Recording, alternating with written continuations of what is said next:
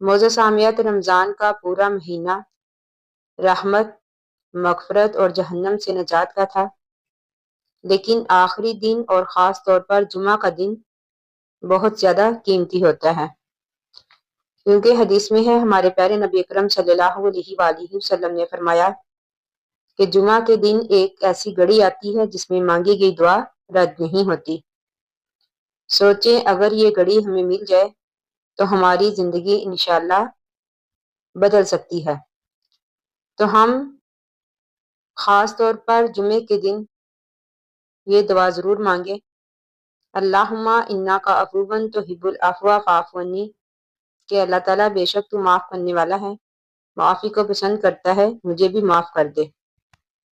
اس دعا کو زیادہ سے زیادہ پڑھیں، دل سے پڑھیں، یقین کے ساتھ پڑھیں، اور اس کے ساتھ ساتھ ہمیں چاہیے کہ ہم اس کے علاوہ اور بھی مزید 5 کام کریں۔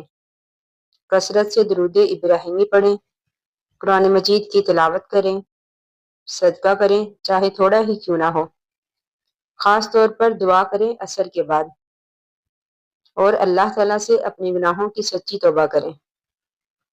یاد رکھیں ہمیں نہیں معلوم اگلا رمضان نصیب ہوگا یا نہیں۔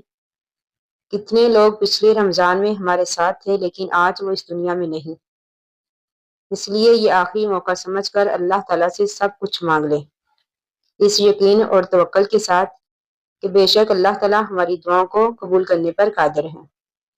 اللہ تعالیٰ ہم سب کو اس آخری جمعہ اور آخری روزے کی برکتیں نصیب کرے، ہماری دعاؤں کو قبول کرے اور ہمیں معاف کر دے، آمین ثم آمین۔